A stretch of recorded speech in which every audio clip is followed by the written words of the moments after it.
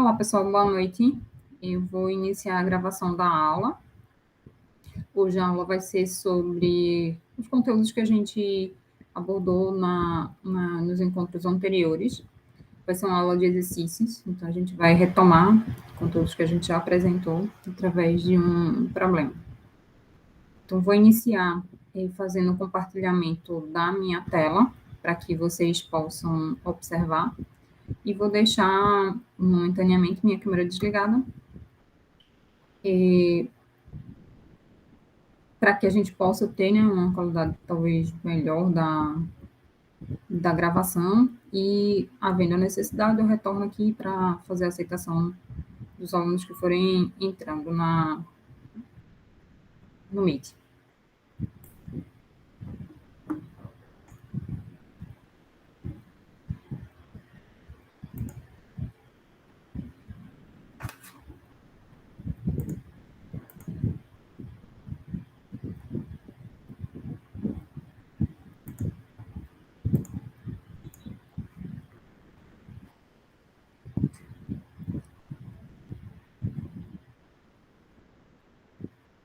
Pronto, então, agora vamos observar aqui.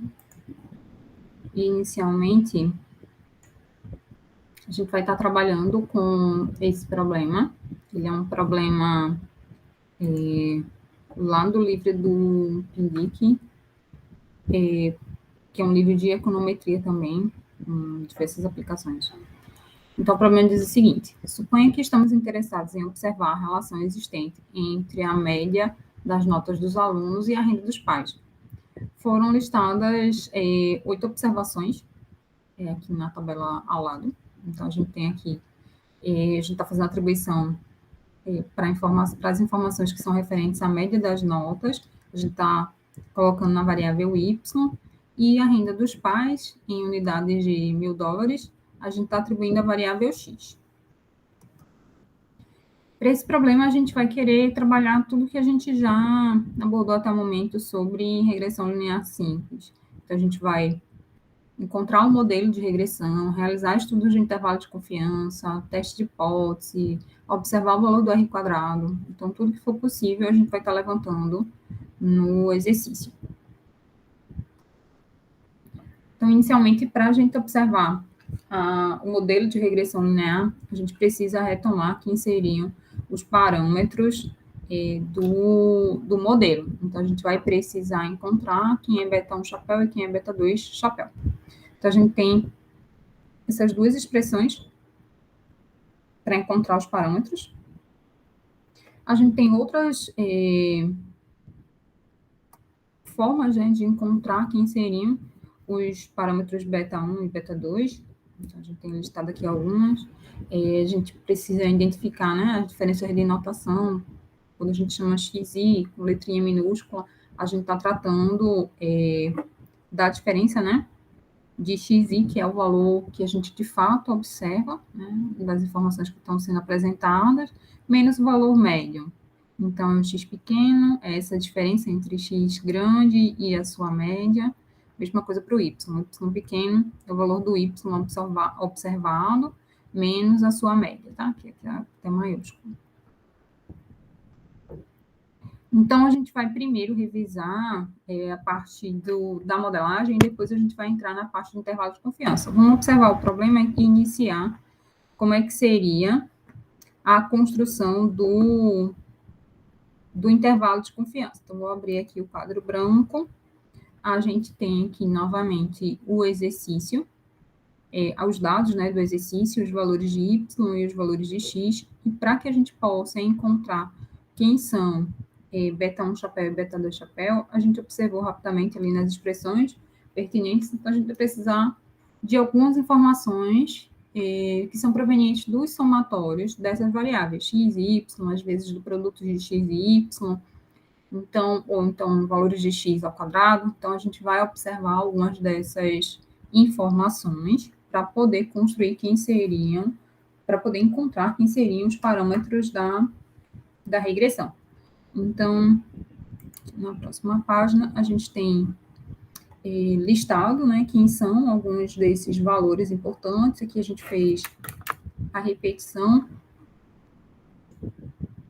dos valores de y e de x. Então, estão aqui y e x. E aqui a gente tem as informações do produto de x e y, os valores de x quadrado. Depois a gente tem aqui xi pequeno, y pequeno, valor de xi pequeno ao quadrado, o produto de x e y ao quadrado. Aqui são os valores previstos, quando a gente montar a equação de regressão, a gente vai ver que aqui são os valores previstos, e aqui os valores relativos aos termos de erro. Então, vamos passar a encontrar agora quem seriam os meus valores para beta 1 chapéu e para beta 2 chapéu, para que a gente possa ter informação de qual é a reta de regressão, e com essa reta de regressão foi que a gente encontrou quem são essas informações aqui. Aqui já estão listados os valores, porque eu já calculei anteriormente, né? Então, mas vocês podem fazer a checagem dessas informações. Então, a primeira coisa que a gente vai apresentar é quem é o modelo de regressão, indicando quem seria beta 1 chapéu e quem seria beta 2 chapéu. Vamos pegar aqui, beta 2 chapéu.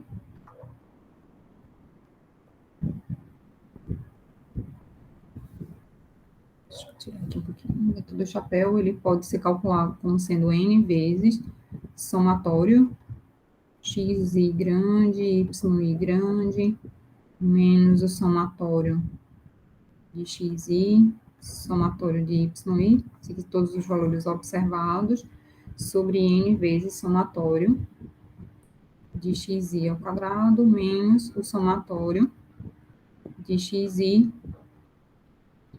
ao quadrado. Tá? Então, fazendo a substituição dos valores,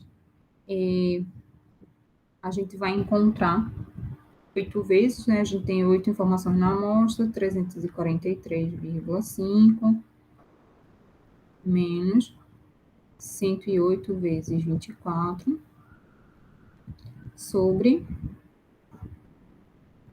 8 vezes o somatório de x ao quadrado, né? Então, seria 1.620 menos 108, que é o somatório de x ao quadrado.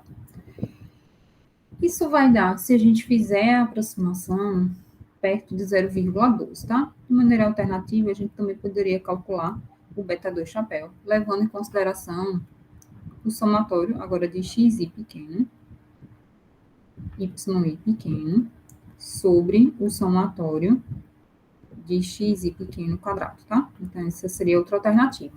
Nesse caso aqui, da segunda forma, a gente vai encontrar o somatório de x, y e o produtinho. Esse aqui, 19,5, sobre o somatório de x pequeno quadrado, é 162. De toda forma, esse aqui, aproximadamente 0,12. Aqui também a gente acha o valor aproximado. Para encontrar quem seria o beta 1 chapéu, a gente vai fazer y barra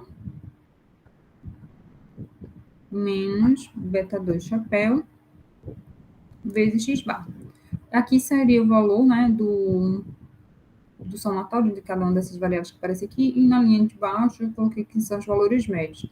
Então, aqui o valor médio de y é 3, o valor médio de y é 3,5, tá? Então, quando a gente calcula o valor de beta 1 chapéu, a gente vai encontrar o beta 1 chapéu, fazendo a substituição aqui dos valores, você deve encontrar aproximadamente 1,375. Isso vai fazer com que o modelo de regressão no chapéu seria 1,375 mais 0,12x. Então, é com esse modelo que a gente vai iniciar o nosso trabalho. Então, vamos voltar lá para focar nossa atenção, que a gente vai ter que agora que a gente tem informação sobre o modelo de regressão, eu vou poder pensar, né, em fazer algumas inferências usando, por exemplo, o intervalo de confiança e depois fazendo alguns testes de hipótese. Antes da gente iniciar o estudo, né, antes da gente iniciar a montagem de intervalos de confiança, a gente precisa anteriormente de algumas informações adicionais para poder ter possibilidade de calcular algumas estatísticas de teste, tá? Então, inicialmente, o que a gente vai fazer a gente vai encontrar quem seria, né, o sigma chapéu, que é o somatório de y dos termos de erro, né, quadrado, sobre n menos 2. Que a gente substitui os valores, 0,653 sobre 6, o valor vai ser 0,109. Então, o valor aqui da variância seria esse. Com isso, a gente tem possibilidade de calcular quem seria a variância de beta 2 chapéu. Uma das possibilidades é usar o valor de sigma sobre o somatório de xi quadrado. Então, esse aqui seria 0,109 sobre 162, né, esse valor a gente consulta na tabela anterior. E aí, com isso, a gente tem o valor da variância, mas para intervalo de confiança a gente vai ter mais a necessidade de não olhar a variância, mas sim a raiz quadrada dela, o erro padrão, né, de beta 2. Então, o erro padrão de beta 2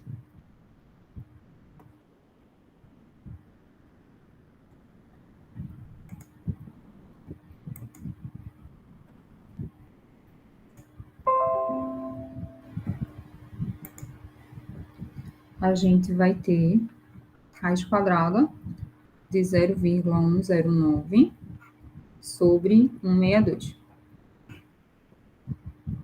Então, esse valor ele vai dar aproximadamente 0,0259.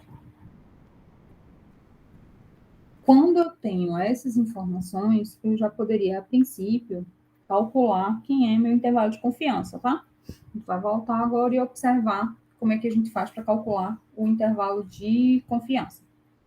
Então, vamos relembrar aqui o que a gente observou, né, nas aulas anteriores.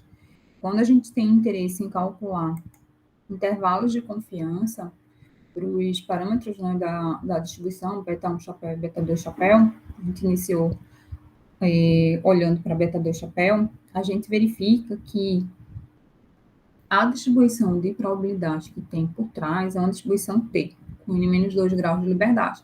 Então, a ideia de pensar no intervalo de confiança é, para um dado nível de significância, a gente quer encontrar a probabilidade da minha variável, do valor verdadeiro da minha variável está ali dentro. Então, a gente calcula, né, essa probabilidade.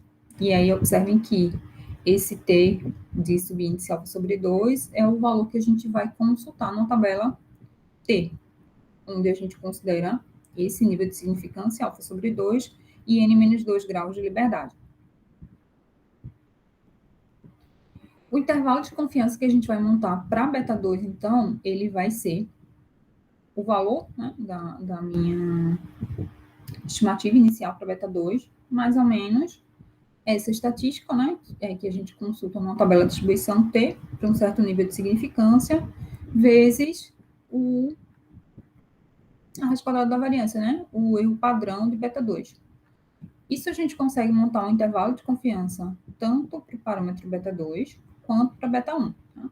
A gente procede de maneira semelhante, vai fazer as mesmas considerações. Então, vamos voltar para lá e calcular quem seria o intervalo de confiança para um determinado nível de confiança que a gente quer assumir. Tá?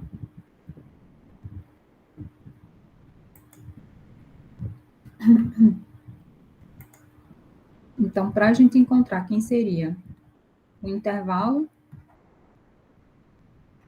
de confiança a 95%, por exemplo, eu estou escolhendo um alfa de 0,05. Então, quando eu escolho um alfa de 0,05, o intervalo de confiança ele vai ser de 95%. Então, para esse alfa de 0,05, eu vou ter interesse em observar quem seria o valor de T, né,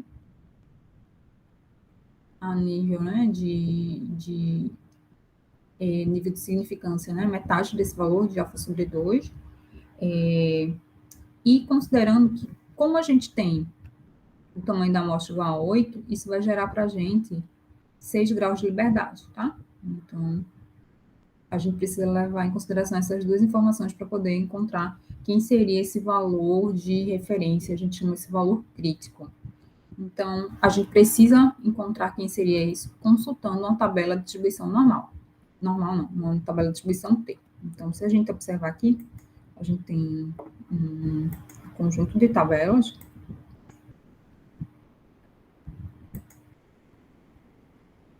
Aqui eu tenho a tabela T. Então, aqui na tabela T, quando eu estou pensando para que uma área, né, de cauda veio, porque a gente, quando pensa no intervalo de confiança, a gente está pensando em observar o valor daquela significância que a gente define nas duas caudas. Boa noite, Alberes. Boa noite, professora. Tudo bom? Tudo bom. Vem agora o e-mail. Foi, não tem problema não. Eu tinha iniciado a gravação, iniciado uma solução de um exercício para deixar para vocês. Aí eu vou retomar, porque aí você vê do início. Tá joia? Ou você prefere que eu Tá ok, certo. Quer que eu volte? Ou quer que eu continue de onde eu estou? A senhora vai disponibilizar, né? Vou disponibilizar. Bom, eu assisto, então. Pronto, então vou continuar, então. Deixa eu voltar para aqui. Eu estava no ponto que a gente ia consultar agora uma tabela de distribuição T para a gente poder encontrar um valor crítico lá, tá? Então, relembrando como é que a gente faz a consulta, como é que a gente busca as informações na tabela T. Na tabela T, as informações que estão no centro da tabela, elas fornecem para a gente uma área de probabilidade que vão estar nas minhas caudas da distribuição. Então, na verdade, essa tabela, ela fornece essa área de cauda superior. O que acontece é, eu não quero que o meu alfa, meu nível de significância, ele esteja totalmente concentrado somente na cauda superior. Então, o que eu quero é que ele se divida igualmente. Então, eu vou considerar, ao invés desse alfa, essa áreazinha marcada ser de 0,05, eu vou querer metade desse valor. Então, a gente vai procurar a área que é equivalente à probabilidade de que essa ponta seja metade de 0,05, ou seja, seria de 0,025, e eu preciso da informação do número de graus de liberdade. Como eu tenho 8 observações, eu tenho 6 graus de liberdade, então vou fazer o cruzamento da informação que eu tenho. Deixa eu trazer para cá. De 0,025, vou trazer para cá. Vou fazer o cruzamento dessa coluna com 6 graus de liberdade. Então, vou colocar aqui. E quando eu faço o cruzamento, eu vou pegar aqui para destacar o cruzamento dessas informações.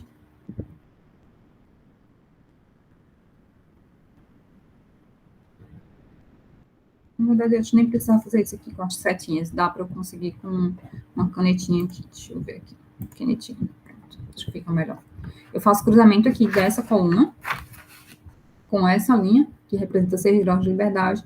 Então, o T crítico seria esse 2,447. Tá nesse cruzamento das informações aqui.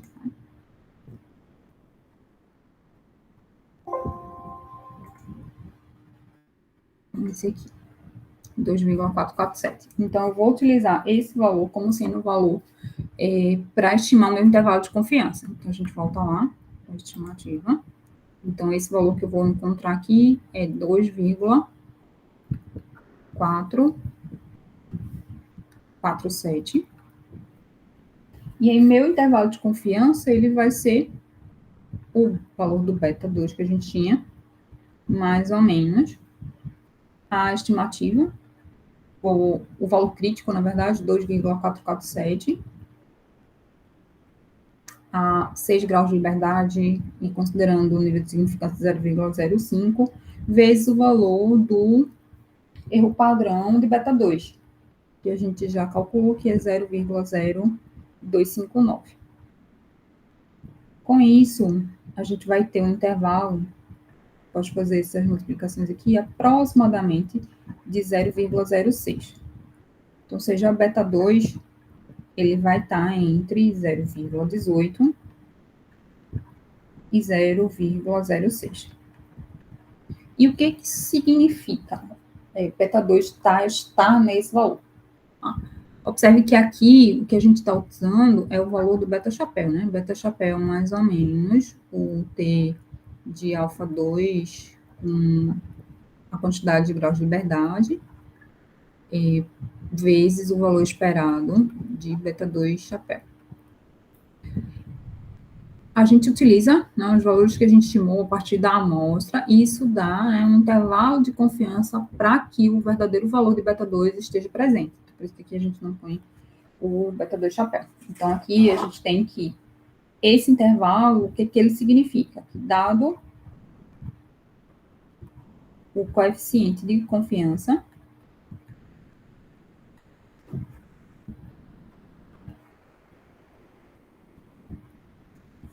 de 95%, né? Coeficiente de confiança não, confiança ao nível de confiança, fica melhor a gente escrever assim. Vou apagar aqui, ao nível de confiança de 95%.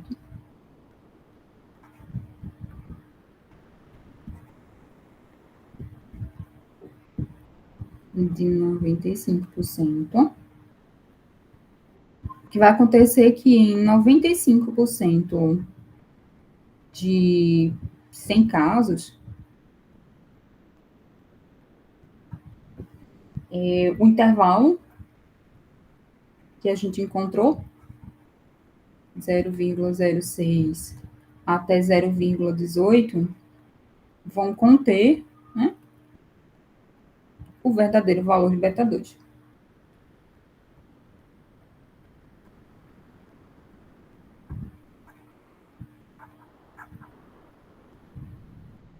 Então, é dessa forma que a gente consegue encontrar, né, quem seria esse intervalo de confiança. Então, existe chance de o beta 2 estar fora daí? Tem, mas é uma chance pequena, tá? Então, a gente tá, esse intervalo de confiança, a gente pode aumentar a exigência, né, dele, fazendo com que a gente só admita que 1% esteja fora, né? Nesse caso, quando a gente está no nível de confiança de 95%, o que acontece é que 5% somente vai estar fora daí dessa faixa, tá? Então, a gente pode até aumentar essa confiança, mas, em geral, a gente trabalha com esse nível, né, de confiança de 95%, tá? O nível de significância de 0,05. Então, de forma semelhante, a gente faria um intervalo de confiança para o beta 1 também.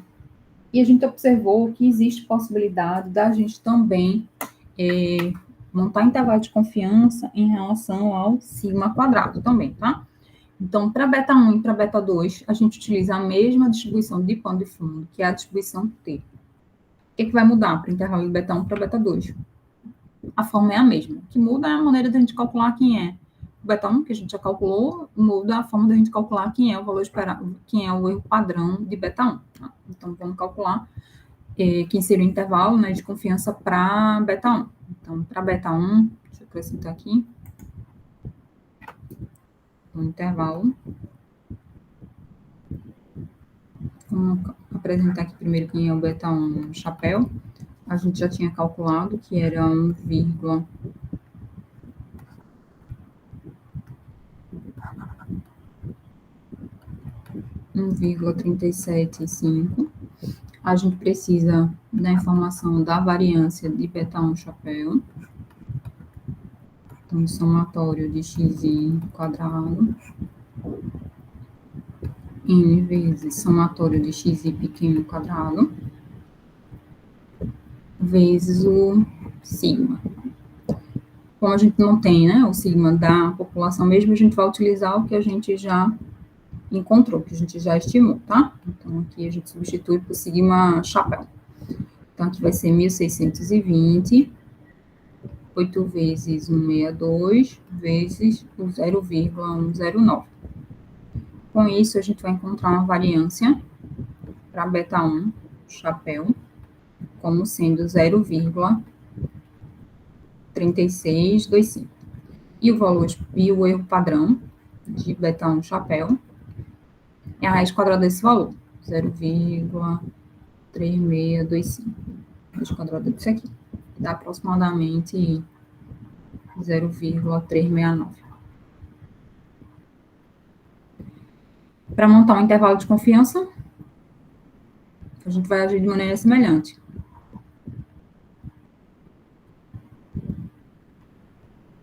Estou escolhendo fazer a 95%. Eu preciso encontrar quem seria o T crítico, né, baseado na tabela. Nesse caso, como é a mesma tabela de distribuição T, mesmo número de graus de liberdade, o T crítico é o mesmo que a gente acabou de usar aqui, né, 2,447. E a estrutura, né, do intervalo de confiança é semelhante. A gente vai ter beta 1 chapéu, mais ou menos o T de alfa sobre 2, vezes o valor esperado, ou o erro padrão. O erro padrão de beta 1 chapéu. Então, aqui, o beta 1 chapéu é 1,375, mais ou menos, né? Esse valor aqui, que é 2,477. E para o erro padrão de beta 1, a gente calculou aqui 0,369. Com isso, a gente vai encontrar essa multiplicação dá aproximadamente 0,902, e aí vai dar que um beta 1, ele vai estar nessa faixa, entre 2,277 e 0,473. E a conclusão é semelhante que a gente tinha antes, tá? Se eu estou usando esse nível de confiança de 95%, em 95%, se eu olhar, em 100 casos, se eu olhar em 95 desses casos, os intervalos que a gente vai montar, né, eles vão conter o verdadeiro valor de beta 1. Tá? Então, feito isso, a gente fez uma observação, né, do intervalo de confiança para beta 1 chapéu e para beta 2 chapéu. A gente tem possibilidade de encontrar também, a gente mostrou nas aulas anteriores, como é que a gente faz intervalo de confiança para sigma quadrado. Então, vamos só relembrar aqui.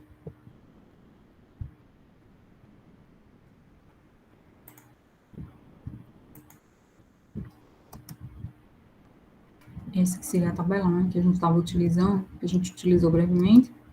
Para intervalo de confiança, né, para sigma quadrado, a gente vai utilizar uma outra variável, que a gente não utilizou para beta 1 e para beta 2. Lá a gente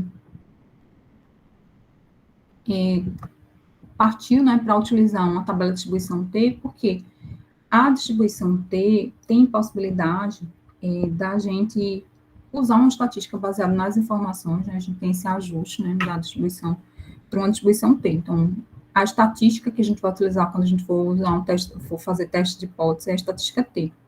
Para utilizar teste de hipótese, montar intervalo de confiança, a distribuição que vai ter por trás agora não é mais a T, tá? Vai ser a distribuição Q quadrado.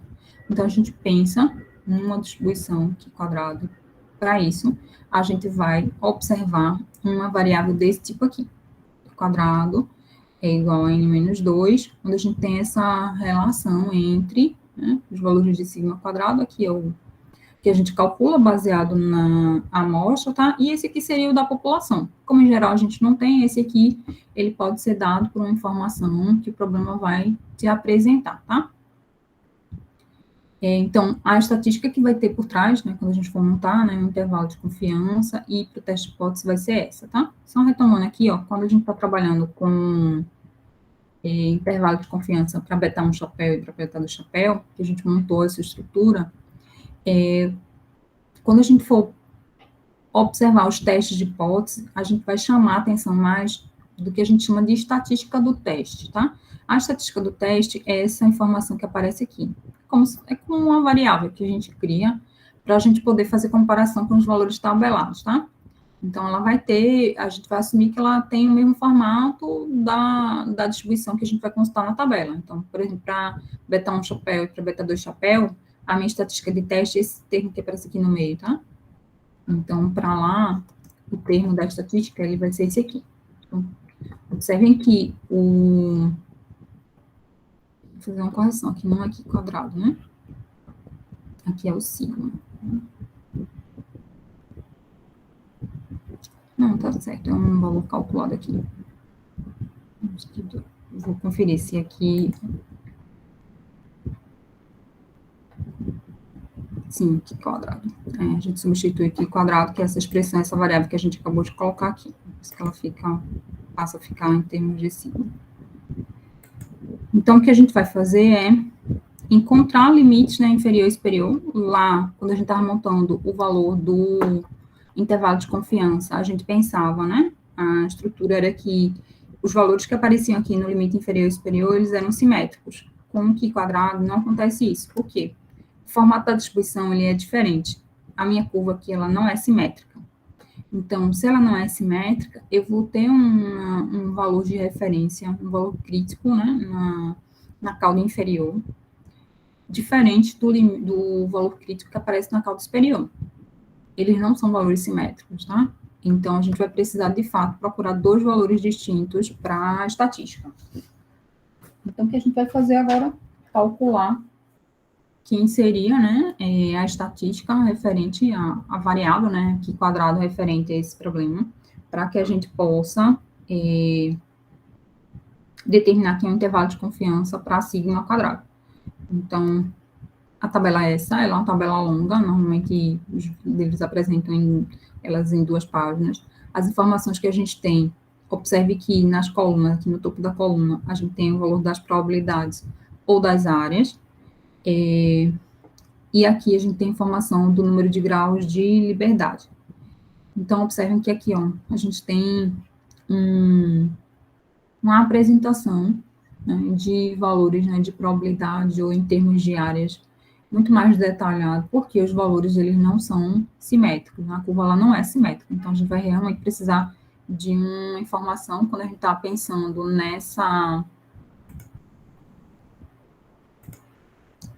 parte aqui, inferior, para montar um intervalo de confiança, e aqui para observar a parte superior, que vai dar o limite, né, do meu intervalo de confiança. Aqui, na segunda parte da tabela, observe que a gente tem complemento, né, das informações. E aqui a mesma marcação que a gente tem para o número de graus de liberdade para essa primeira parte seria para cá também. Então,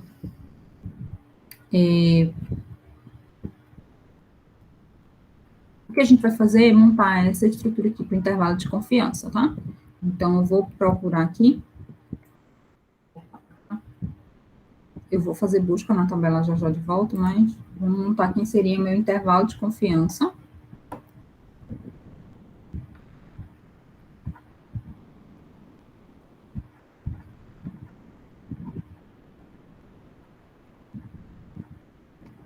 A 95%. E aí a gente tem que o sigma quadrado, né, ele vai estar nessa faixa aqui que a gente vai montar em -2, sigma chapéu quadrado, sobre aquela estatística que a gente vai buscar na tabela, tá? Que é o Qi quadrado. Qi quadrado, aqui a gente vai ter de uma das caudas, que vai ser 1 menos alfa sobre 2, e aqui a gente vai ter de maneira semelhante, só que aí eu vou usar a estatística da outra cauda, que é a cauda Qi quadrado, considerando o alfa sobre 2. Então, eu vou precisar procurar lá na minha tabela dois valores, né? Então, vamos anotar aqui, Qi quadrado de alfa sobre 2, eu vou precisar buscar lá na tabela, eu vou precisar buscar lá na tabela o Qi quadrado de 1 menos alfa sobre 2. Eu estou considerando um intervalo de confiança de 95%. Isso implica, então, que o alfa é de 0,05. Se alfa é 0,05, eu vou estar procurando um Qi quadrado associado a uma areazinha de cauda de 0,025. E o outro, Q quadrado, que é 1 menos esse 0,025, vai ser o Q quadrado de 0,975. Então, vou procurar lá na minha tabela, prestar atenção também que essa variável, ela tem n menos 2 graus de liberdade, tá? Então, o número de graus de liberdade é 6. Isso é uma informação importante, né? Porque ela depende aqui do número de graus de liberdade. Vou colocar aqui GL, e aqui para 6. Então, vou procurar lá na tabela essas duas informações, tá? Então, quando eu vou consultar a tabela, eu vou observar aqui, Q quadrado.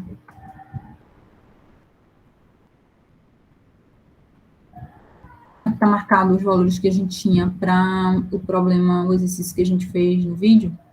O que muda agora é que eu vou ter 6 graus de liberdade. Está marcado 8. Então, para o nosso problema agora, eu vou querer 6 graus de liberdade. Então, para o exercício nosso, eu vou prestar atenção aqui em 6 graus de liberdade. E eu quero uma área de cauda de 0,975, então, de fato, vai ser aqui também. Só que eu vou fazer o cruzamento com essa linha agora. Então, o valor da estatística não, o valor tabelado, o valor crítico, um deles vai ser 1,237347. E o próximo, eu também vou querer nessa coluna de 0,025, só que agora eu não quero com 8 graus de liberdade, eu quero com 6. Então, aqui eu estou em 8, 7 e 6. Vou para cá. Então, vou fazer o cruzamento dessa informação aqui. Então, vai dar essa daqui. 14,4494. Então, vou pegar essas informações para poder montar lá o meu intervalo de confiança. Vou acrescentar aqui o GL6, né? Fica marcado aqui.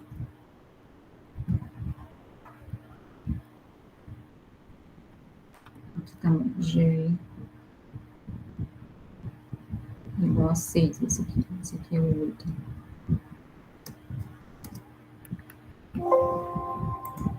Então, a gente vai lá, o valor aqui, né, que a gente vai encontrar para o de 0,025 foi 14,4494, e o outro foi foi bem grandinho, vou colocar aqui embaixo, tem muitas casas decimais, 1,237347.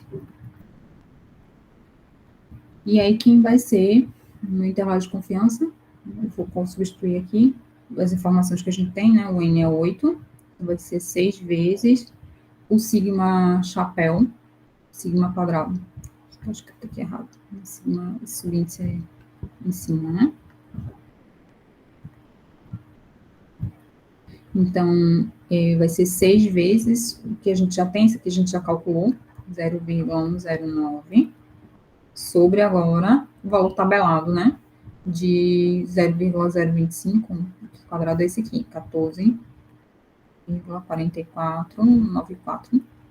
Tem que ser menor ou igual a sigma quadrado, menor ou igual a 6 vezes 0,109, sobre esse aqui, que é 1,237347.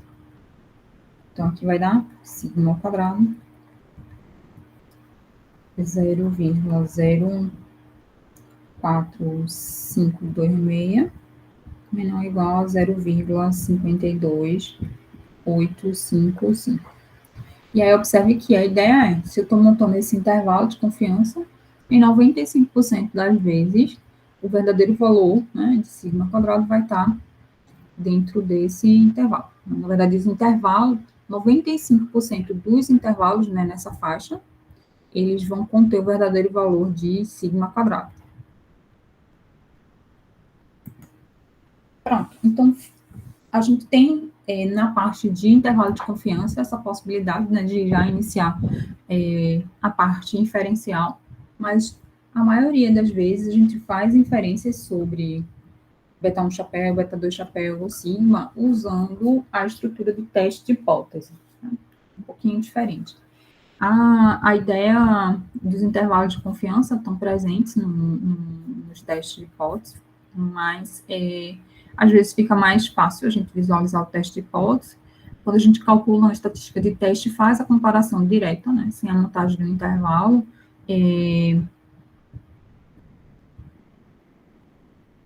com a comparação de valores tabelados, tá? Qual a ideia de intervalo de confiança, quando a gente observa o intervalo de confiança e o teste de hipótese? A ideia é a gente conseguir visualizar o que a gente chama de uma área de rejeição. Então, quando a gente cai dentro da área de rejeição, a gente vai rejeitar a hipótese nula.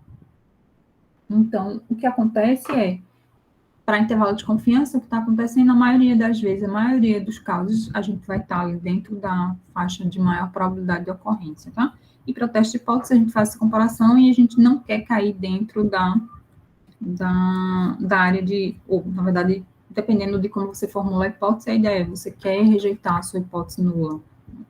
Você tem elementos para rejeitar aquela hipótese nula. Então, vamos visualizar rapidamente aqui um resuminho de teste de hipótese.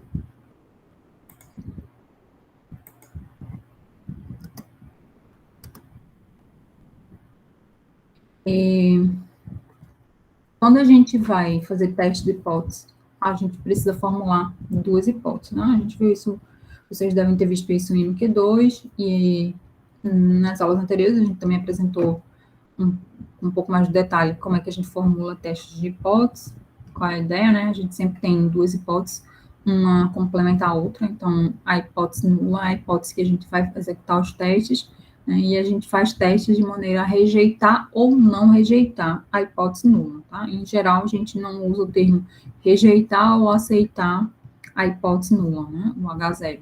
A gente sempre usa a rejeição ou não rejeição da hipótese nula, ou a hipótese H0. Então, uma das formulações possíveis para teste de hipótese é a forma como está apresentada aqui. A gente tem a hipótese nula, ou H0, é que beta 2 é igual a um beta 2 estrela. Falou que você especifica. Quero observar se o valor de beta 2 é igual a um determinado valor. E a hipótese alternativa, complementar ela, seria em que beta 2 é diferente desse beta 2 estrela. Tá? Nessa configuração, a gente tem aí um teste que a gente chama de teste bicaudal.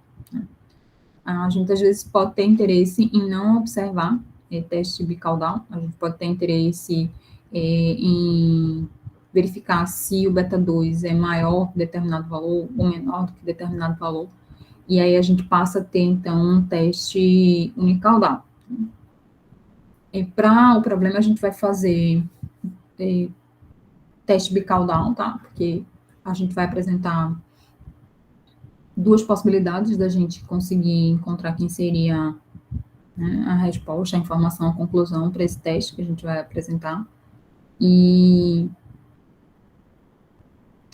o teste bicaudal, né, para os parâmetros da regressão, eles, de fato, têm essa associação direta com o intervalo de confiança. Então, a gente pode acabar comparando o intervalo de confiança com um teste bicaudal. Os resultados que a gente encontra no intervalo de confiança seriam semelhantes ao que a gente encontra para um teste de hipótese bicaudal. Tá? Então, a gente vai fazer um teste semelhante a esse, um teste bicaudal. E qual vai ser a ideia? Então, a ideia é, estou olhando para beta 2 e para beta 1, a distribuição que vai ter por trás, novamente, é a distribuição T. Então, a gente pensa, né, no teste, lembrando que é um intervalo de confiança que a gente acabou de construir, e destacando aqui a estatística de teste que a gente vai usar para apresentar a segunda forma da gente comparar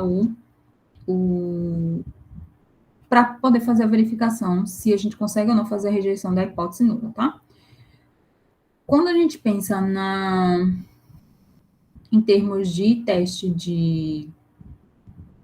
em termos de intervalo de confiança, o que é que a gente faz? A gente monta, né, um intervalo de confiança semelhante a esse aqui, que tem disposto aqui embaixo, e a gente estima essa probabilidade, né, de que esse intervalo de confiança seja 1 menos alfa, né, que é o nível de significância que a gente tem. Quando a gente faz isso, a gente fornece, né, a probabilidade que o intervalo em que beta 2 chapéu vai ter essa probabilidade dado que o beta 2 assume esse beta 2 estrela, tá? A maneira mais comum de a gente fazer teste de hipótese é calculando a estatística de teste e comparando com valores tabelados. Então, como é que a gente vai fazer? A gente pega a estatística do teste, né, que a gente aqui está chamando de T calculado, e usando essa definição aqui, beta 2 chapéu menos beta 2 asterisco, onde esse beta 2 asterisco seria quem? Seria esse valor que aparece aqui na formulação da sua hipótese, tá? Então, por exemplo, eu quero fazer um teste Pickle-Down para verificar se beta 2 é igual a 0,5 ou se beta 2 é diferente de 0,5. Então, esse 0,5 seria esse seu beta 2 estrela.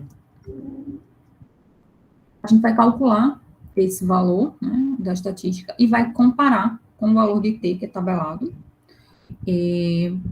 A gente pode chamar de valor crítico, né?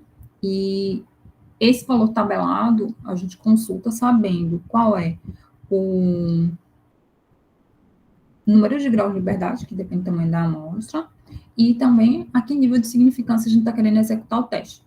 Então, como essa curva ela é simétrica, né, e o teste ele é bicaudal, a ideia é que o valor de alfa ele se distribui igualmente nas duas extremidades. Então, por isso que a gente vai levar em consideração uma área de cauda de alfa sobre 2. Então, a gente vai conseguir rejeitar H0 se o valor da estatística for maior do que o valor calculado, o valor da estatística for maior do que o valor tabelado, tá? O valor crítico.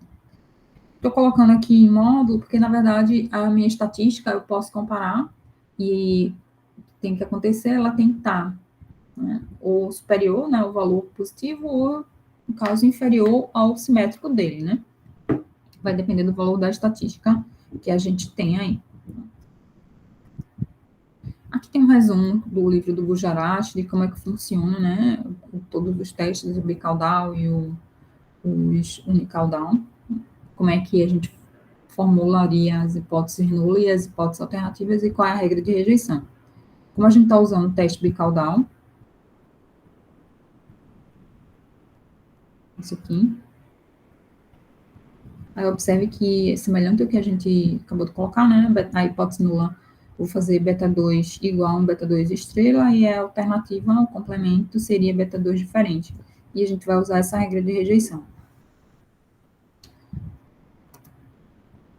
Então, vamos lá, fazer o teste de hipótese agora, para a gente ver como funcionaria. O que é que eu vou formular de hipótese agora, tá? Eu tenho o seguinte, eu tenho que o Y chapéu, a gente encontrou que o modelo de regressão era 0,12 mais 1,375x. A gente observa que por essa expressão aqui, a gente tem uma relação linear entre as variáveis x e y, tá? O que acontece é o seguinte, eu quero, de fato, verificar, então vou formular um teste de hipótese, se teria a possibilidade de não ter influência de x com relação ao comportamento de y. Então, vou formular o teste de hipótese, que a maioria dos livros, quando a gente trabalha com regressão linear, ele vai ter interesse em fazer, que é formular testes de hipótese envolvendo a análise de beta 2, se ele é zero ou não. Tá? Porque se o beta 2 for zero, o valor que a gente encontrou não foi significativo, então, de fato, o y não teria influência na variável x. Então, o teste de hipótese que a gente vai fazer é H0, beta 2 igual a zero, e o H1 e o beta 2 é diferente de zero. Tá? Aqui, beta 2, lembrando, beta 2 seria o valor verdadeiro, tá? Porque esse aqui que a gente encontra é a estimativa, né? É um beta 2 chapéu. Então, a gente vai formular esse teste de hipótese. A gente formulou esse teste de hipótese agora, vai executar o teste, né? Então, para executar o teste, para testar essas hipóteses aqui, eu preciso definir qual é o meu nível de confiança, né? Então, eu posso considerar um nível de confiança diferente, tá? Só que o mais comum é considerar um nível de confiança de 95%, então, considerando um alfa de 0,05, que é equivalente a 95% de confiança.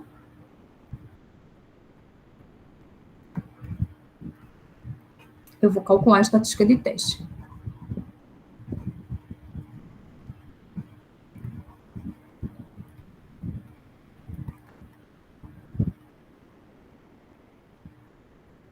A estatística do teste, ter calculado, quem seria, né? É o beta 2 chapéu, menos o beta 2 estrela, né? Sobre o erro padrão de beta 2. Beta 2 chapéu. Esse beta 2 estrela, no nosso caso, quem seria? O valor que aparece aqui, ó, como referência do teste, tá? Seria isso aqui. Então, esse beta 2 estrela vai ser 0. Então, vai ser o valor do beta 2, que é 0,12, menos 0, sobre 0,0259. Eu vou encontrar uma estatística, vou ter calculado, igual a 4,633. Como a gente tem n igual a 8, né? Lembrando,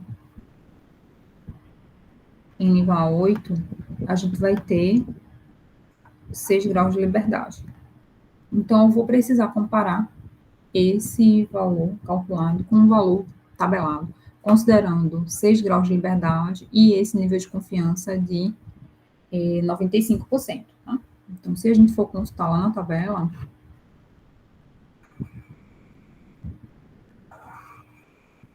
deixa eu ver se eu consigo fazer uma coisa melhor.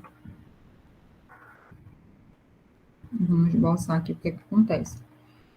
Considerando a variável t, a gente tem aqui dois valores, né? 2,477 e o simétrico dele, que é menos 2,447. Esse aqui seria um t de alfa sobre 2, e esse aqui é um menos t de alfa sobre 2. E esses são valores tabelados, que aqui contém uma área de alfa sobre 2, ou uma probabilidade, né, de metade do valor do alfa. Então, aqui também seria essa areazinha equivalente a metade, né, do valor do alfa. Então, o que a gente quer, que essa área aqui seja 0,025, e essa aqui também seria 0,025. O valor da minha estatística, a gente já calculou. Esse daqui, T de alfa sobre 2, considerando o número de graus de liberdade, é o T de 0,025 com GL igual a 6.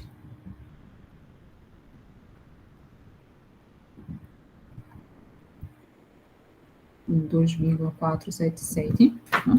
A gente encontrou, a gente fez para o intervalo de confiança para esse mesmo valor, tá? Mas aí a gente precisa revisar, é só observar aqui na tabela T, 6 graus de liberdade, com uma areazinha de cauda lá em cima de 0,025, é 2,447, como a gente colocou aqui. Então, tenho isso. O que acontece é, o T calculado, que a gente encontrou foi 4,633. 4,633. Ele é maior, né, do que o T consultado, né? O T de alfa sobre 2. Vou colocar aqui no de 0,025, com 6 graus de liberdade, né? E esse valor aqui é 2,477. Como a gente tem que o valor calculado é maior do que o valor tabelado, a gente vai rejeitar a hipótese nula. Então, rejeita-se H0, tá? Por quê? porque esse valor calculado é maior do que o valor tabelado. O que é que está acontecendo, no fim? Eu estou pegando a minha estatística, e essa área que está marcada aqui, que é metade do valor do alfa, no limite superior e no limite inferior, essa área é a área que a gente chama de área de rejeição. Né? Então, a ideia é, eu pego o meu valor, né, da estatística calculada e observo se ela cai na área de rejeição, que é essa área que eu marco sempre aqui, nessa ponta e nessa ponta aqui. Então, meu valor de T está aqui, meu T calculado, né? Então, se ele caiu aqui dentro da área de rejeição, a gente rejeita H0, tá? Então, se a gente rejeita H0, o que está acontecendo? Inicialmente, na hipótese nula, a gente estava supondo que beta 2 era igual a zero. Se beta 2 fosse igual a zero, a gente não teria nenhuma influência de x na variável y. Né? Então, quando a gente rejeita H0, a gente não tem isso. Né? Então, se a gente rejeita H0, a gente não vai poder dizer que não existe influência. A gente vai concluir, né, que existe uma influência de x em relação a y. Né? Então, a gente pode notar isso aqui também. Existe.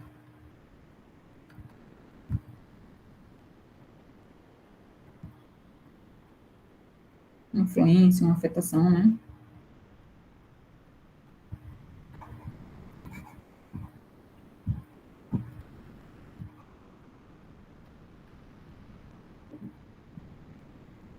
Aqui a gente está pressupondo que não era, né? Não tinha. Se beta 2 é nulo, não tem influência nenhuma. Né? Quando a gente fez por teste por intervalo de confiança, o que foi que a gente tinha encontrado antes? Tá? A gente tinha encontrado que o beta 2, vou relembrar aqui no IC, a gente tinha encontrado que o beta 2, ele era 0,18, até 0,18, aí 0,06. E aí observa o seguinte, o beta que eu estou olhando agora, que é esse aqui, né? Estou supondo que o verdadeiro valor dele seria zero. Ele se encontra aqui dentro dessa faixa? Não. Então, de fato, a gente fazia a rejeição de H0, tá? Então, é dessa forma que a gente observa, né, quem seria o intervalo de confiança, ou, perdão, o teste de hipótese para beta 2. De maneira semelhante, a gente faz para beta 1. Tá? Então, a gente pode formular hipóteses com relação ao verdadeiro valor que beta 1 assume. Eu não vou fazer o exemplo com beta 1, o teste com beta 1, tá? Para a gente poder avançar com outros conteúdos que a gente já apresentou também. Observar a tabela nova, observar o valor de R2. E também porque a maior parte dos autores, eles vão se preocupar mais com testes envolvendo beta 2. Por quê? O valor do beta 1, que seria o intercepto ali da reta, né, de regressão, ele é um valor que muitas vezes não traz muito sentido, não tem muito significado econômico, tá, para a gente. Então, o beta 2, sim, porque o beta 2, ele dá informação direta, né, da influência do X com relação ao Y. Então, a gente consegue observar o impacto, né, que se tem, né, quando a gente faz atribuições para valores de X e Y. Para o valor de beta 1, a gente não tem, muitas vezes, esse significado. Não tem tanto sentido. Então, os testes acabam sempre girando em torno mais de beta 2 do que de beta 1, tá? Lembrando que aqui a gente está adotando, né, a nomenclatura que o beta 1 é o coeficiente, né, que aparece ali de maneira independente, que seria o equivalente ao valor que cruza lá o eixo dos y, né? E o beta 2 é o coeficiente linear, né? Para alguns outros autores, se acaba chamando de beta 0 e beta 1. Então, tenha atenção quando for usar alguma outra referência para atentar o que está sendo colocado, tá? Deixa eu voltar para cá.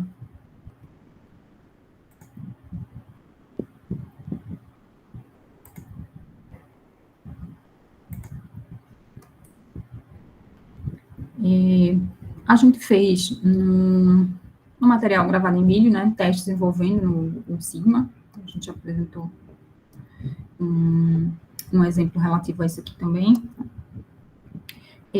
E a gente também estudou uma tabela bem importante, que associa, né, valores das somas relativos aos erros, né, valores também relativos à soma dos quadrados totais, né, da regressão, dos erros, o que é explicado pela regressão. E essas informações a gente normalmente apresenta através de uma tabela que a gente chama de tabela nova. Então, aqui está o resumo do que a gente já apresentou, a tabela nova, né, para um modelo de regressão envolvendo duas variáveis, né? Então, a gente tem, na verdade, essa lei de formação, né, que a soma dos quadrados totais é a soma do quadrado, né, relativo ao devido à regressão, os explicados, soma dos quadrados explicados, mais a soma dos quadrados dos resíduos. Aqui a gente tem uma equação que define o que, que seria cada uma dessas partes, né? Então, o SQT é o somatório dos y quadrados, o SQE seria usando, né, os que são previstos. Esse aqui a gente pode reescrever como sendo, né, beta 2 chapéu quadrado, mais o somatório de x quadrado, e aqui seria o somatório dos erros, né? Somatório dos erros quadrados, né? Aqui eu reescrevi só uma outra forma de calcular o beta 2 para chamar a atenção, e chamar a atenção de vocês o seguinte também. Quando a gente vai fazer projeções e precisa calcular alguma informação que é dependente de alguma informação que a gente já calculou, a gente tem que ter atenção para fazer o mínimo possível de arredondamentos, para que isso não cause impacto nos valores que a gente vai observar, tá? Então, fazer o mínimo de aproximações possíveis. Então, por exemplo, o beta 2 que a gente encontrou, ele é aproximadamente 0,12, tá? Para em si a gente utilizar esse valor certinho, esse valor aproximado de 0,12, isso traz impacto nas parcelas seguintes que a gente vai calcular. Então, a gente pode, por exemplo, no primeiro momento que a gente vai fazer uma estimativa, né, do SQE, por exemplo, que pode depender do beta 2 chapéu, se a gente usar essa expressão aqui. Então, a gente fazer o mínimo de arredondamentos possíveis. Então, eu trouxe novamente essa expressão, que é mais compacta, não foi essa que a gente utilizou para calcular o beta 2 chapéu, mas ela é bem rápida, a gente consegue calcular rapidamente esse valor. E aí, a gente embute menos aproximações para poder ter um valor mais próximo, né, do real, de SQE. Porque observem que a gente tem que montar uma tabela nova que seja condizente, tá? O SQT, ela é a soma dessas duas parcelas. Então, se eu calcular essa primeira parcela, calculo essa daqui precisa ser a soma dos dois, tá? Então, essa aqui também a gente consegue calcular, né? Então, tem que ser coerente quando eu for montar minha tabela, tá? Então, embutir o mínimo de erro possível é interessante para a gente. Então, vamos voltar lá para o problema e vamos montar quem seria a tabela nova para o nosso exercício. Então, na tabela nova, eu vou observar, né, as informações do SQT, que é o SQE, mais o SQE. Então, para calcular quem seria o SQE,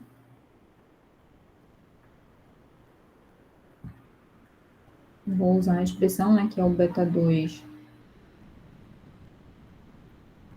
chapéu ao quadrado vezes o somatório de x quadrado. Essas informações aqui, e aqui eu vou reescrever a expressão, né, baseado nas informações da tabela inicial que a gente tinha, né, para o beta 2 chapéu, a gente também poderia encontrar como sendo um somatório de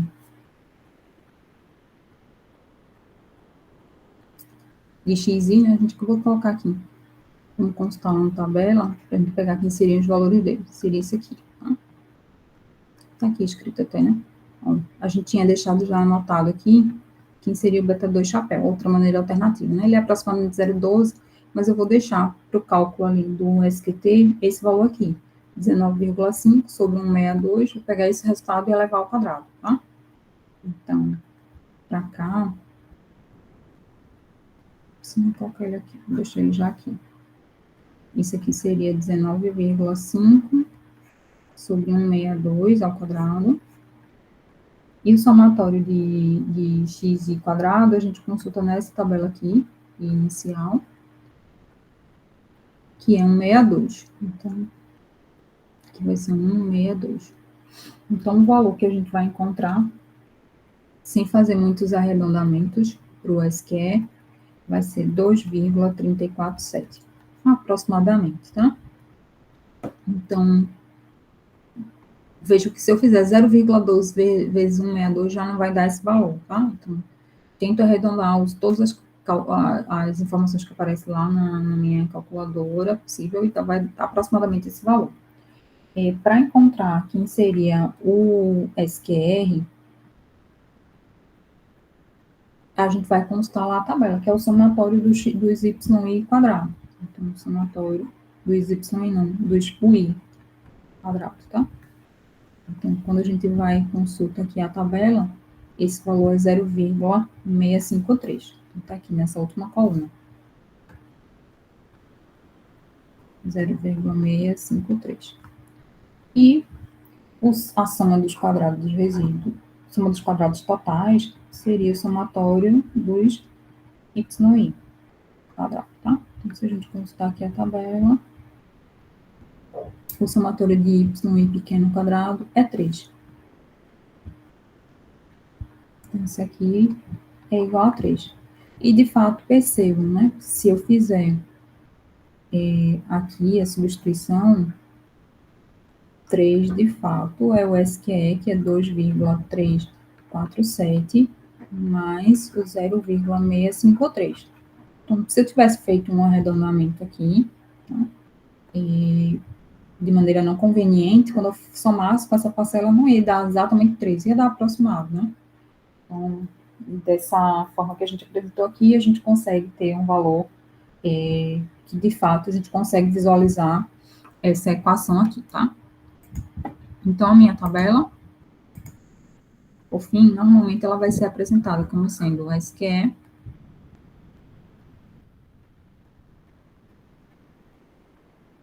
SQR, SQT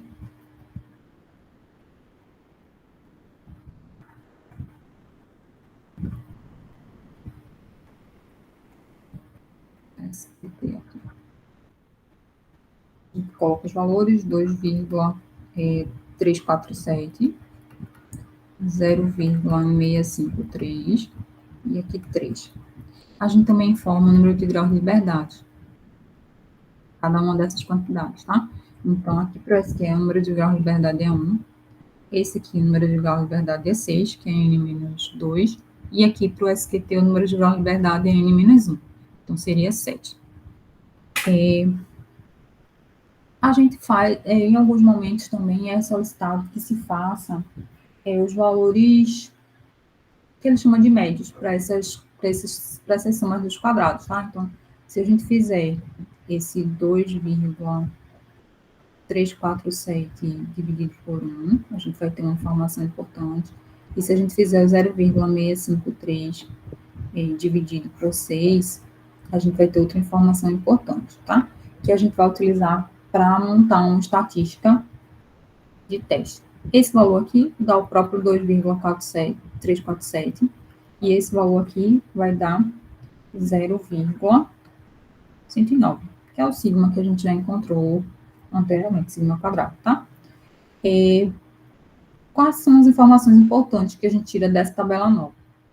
A gente tem possibilidade de encontrar uma estatística que vai nos ajudar a, de fato, verificar se existe uma explicação, né, de y em relação a x. Isso a gente já pôde observar, já pôde inferir quando a gente fez o teste T, né? Quando as hipóteses eram supor, por exemplo, que o beta 2 seria 0, tá? Então, a gente apresenta, através de informações provenientes de uma tabela nova, outra possibilidade de a gente fazer um teste de que a minha hipótese nula pode ou não ser rejeitada, tá? Então, a gente vai trabalhar em cima desse outro teste, que a gente vai apresentar aqui, que é baseado em uma outra tabela de distribuição. tá? Então, se a gente fizer 2,347 dividido por 0,109, isso vai dar aproximadamente 21,5321. Tá? Então, esse aqui seria o meu F calculado, tá? Então, vou utilizar essa estatística através de um teste F para poder fazer o teste de hipótese em cima de beta zero novamente. Então, aqui, o teste F fornece um teste estatístico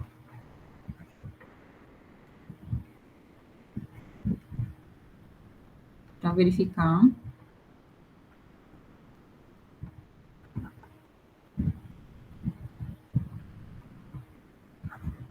uma hipótese nula de que beta 2 seria igual a zero. Tá? Então, H0 seria beta 2 igual a zero e H1 beta 2 diferente de zero. Então, reforçando aqui, se não tem nenhuma influência, né? Não teria nenhuma influência, nenhuma relação linear, inclusive, né? A gente está supondo y chapéu como sendo um beta 1 mais um beta 2x, isso gera uma relação linear. Então, aqui seria, referente a que não há relação linear entre x e y.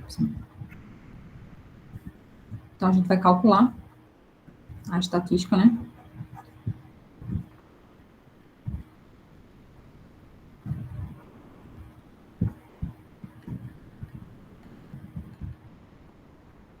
A estatística F, como a gente já calculou ali, né, que é a soma dos quadrados dos resíduos,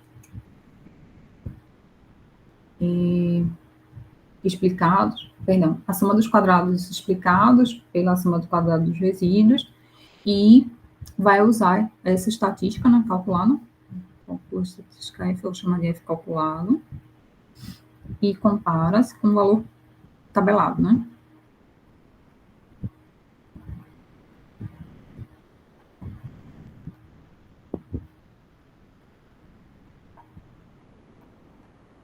Ou um F crítico, né? Chama aqui F crítico. Chamar de FC. Considerando, né?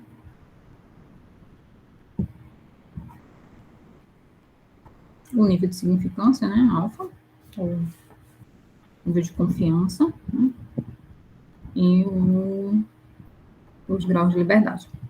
Essa estatística ela é um pouquinho diferente, tá? Observe o seguinte: a estatística que a gente acabou de calcular aqui, ela leva em consideração, né, a soma dos quadrados explicados, que tem um grau de liberdade, sobre a soma dos quadrados resíduos, que tem 6 graus de liberdade, nesse caso aqui, né? Então, aqui, no numerador, tem um número de graus de liberdade de 1, e no denominador sempre vai ser n menos 2, tá?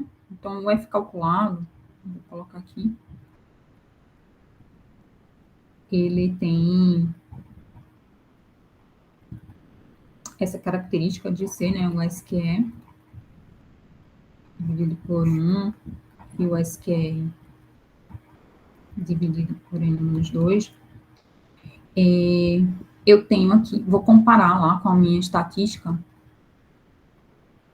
vou comparar a minha estatística com o valor calculado, onde esse valor calculado, ele tem no numerador 1 grau de liberdade e no denominador n menos 2 graus de liberdade, tá? Então, aqui, esse valor que a gente encontra, a gente já tinha observado, tá? Fazendo essa relação entre as informações que a gente tem no SQE com o SQR, a gente também poderia apresentar uma expressão para F calculado como sendo o beta 2, chapéu, né? Quadrado, somatório de x e quadrado sobre o sigma chapéu, tá? Sigma 2, no denominador não, ou no subscrito não, superior aqui.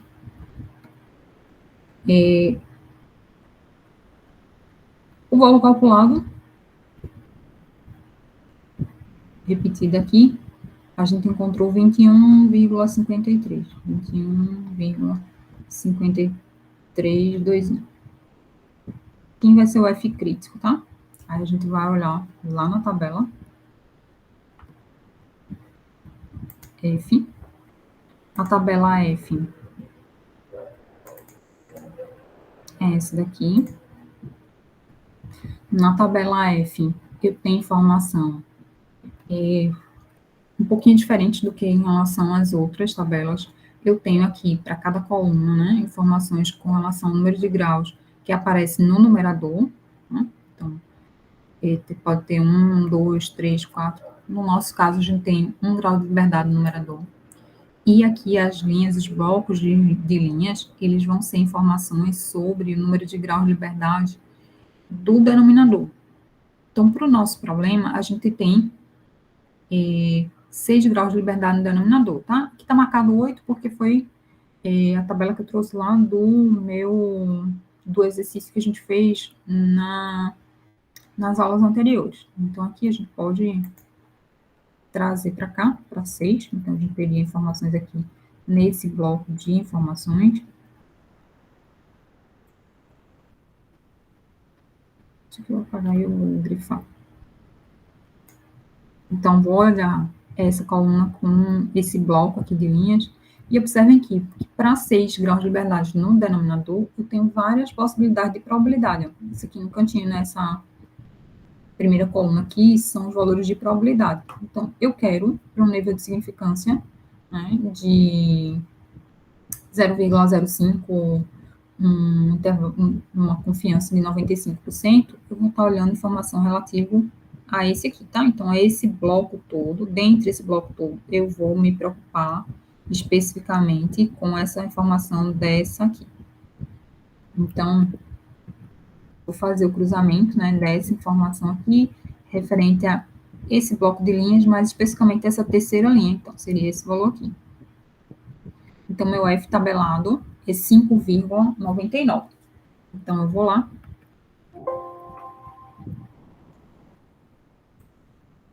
E meu F crítico, né? Que é um F considerando 0,05 GL igual a 1 e deixa eu mudar um captura, acho que fica melhor assim. GL1 e 6 graus de liberdade e um alfa de 0,05, a gente encontrou 5,99. Com o F calculado, que é 21,5321.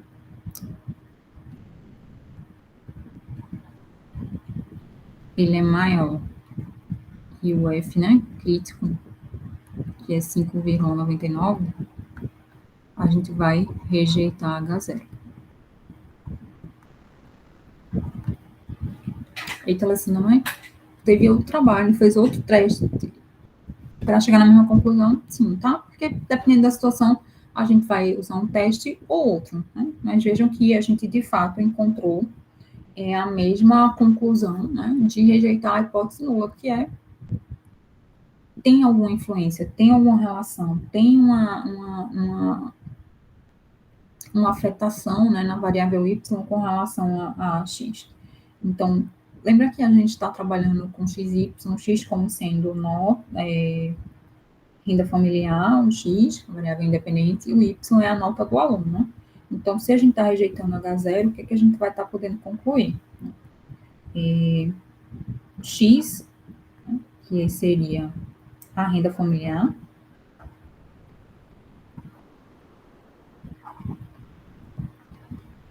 afeta Y, que é a nota. E afeta como? Afeta de maneira linear, né? A gente está supondo um modelo de regressão linear. Então, existe uma relação linear.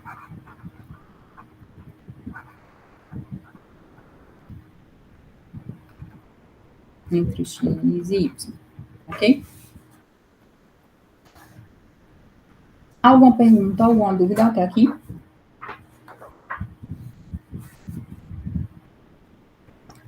Só para concluir, a gente tem possibilidade também, já que a gente está de posse da tabela nova, a gente tem possibilidade de encontrar quem seria o R2, e aí ter uma informação com relação à qualidade desse ajustamento. Então, a gente formulou 2 vezes testes de hipótese, né, para, de fato, verificar se existe, né, relação linear entre as variáveis, mas a gente pode expressar uma medida da qualidade dessa relação linear, desse ajustamento, né? Então, através do valor do R2 quadrado. Então, tem várias formas de a gente calcular o R2 quadrado, vamos apresentar uma delas.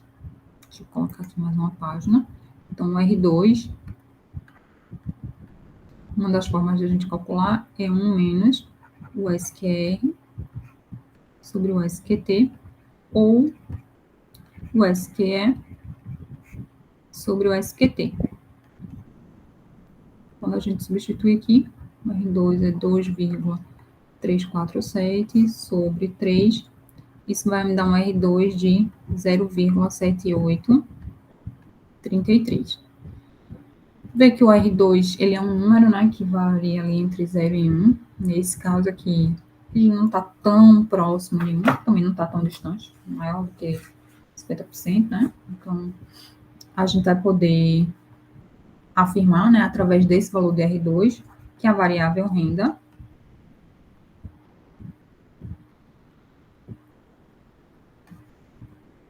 que é o X, né, ajuda a explicar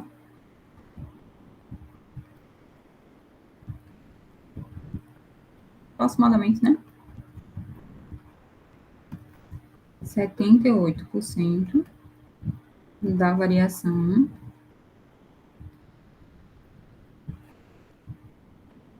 nas médias, né, das notas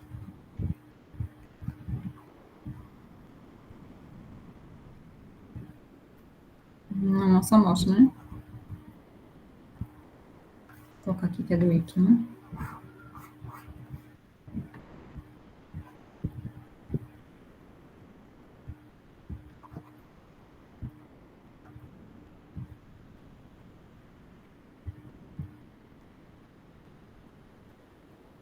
Então, a gente consegue observar que, de fato, é um ajustamento regular, né? A qualidade do ajustamento é uma qualidade regular. Regular não, vamos dizer boa, né? Quase 80%. A gente consegue ter, né, a variável X conseguindo explicar o comportamento da variável Y, tá?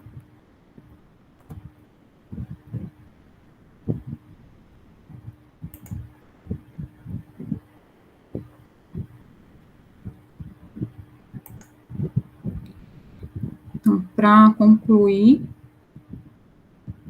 a gente vai... Então, vamos concluir por aqui, né? A gente já passou um pouquinho do horário. Essa gravação eu vou deixar disponível para vocês, vou parar aqui a gravação.